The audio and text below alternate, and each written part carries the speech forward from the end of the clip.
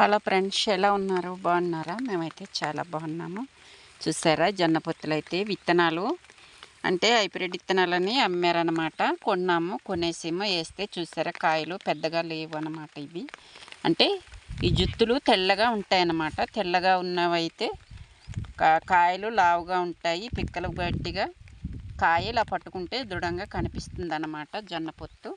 ఇదైతే విత్తనాలు మంచిది కాదనుకుంటాం, మరి బలంగా లేవు కదా కాయలు. చూడండి, సన్నగా ఉన్నాయి. ఈ పొత్తులు అయితే ఎర్రగా వచ్చినాయి జుత్తులు.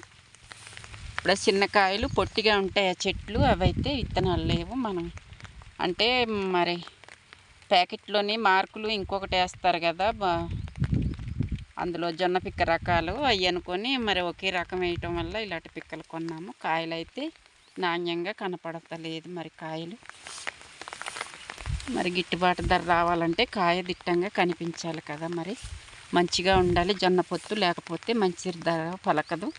చూసారా, కాయలు ఇలాగా మరి ఇలా ఉంటే కాయలు బాగుండదు కదా. చూసారా, సన్నగా ఉన్నాయి పొత్తులు.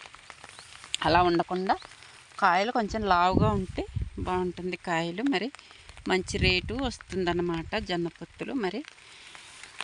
మరి వచ్చే నెలకైతే నెల పడుతుందేమో ఈ కాయలు రెడీ అవ్వడానికి. మరి మీ పక్కనే జొన్న పొత్తులు రెడీ అయ్యాయి లేదో మాకైతే తెలియదు కదా.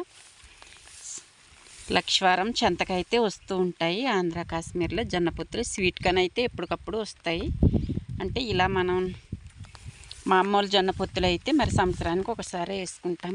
మరి ఆకాశం వర్షమే కదా పడాలి. మరి మనకైతే తడుపు అది లేదు, బోర్ అయ్యే సదుపాయం లేదు కాబట్టి మేమైతే వర్షాధారం పంటలే వేసుకుంటామన్నమాట. చూసారా, ఇలాగా పల్లి చేలల్లోనే అక్కడక్కడ వేసుకుంటాం అన్నమాట జొన్న పిక్కలు. ఇలాగే వేసుకుంటామన్నమాట. మరి నా పేరైతే నాయుడు.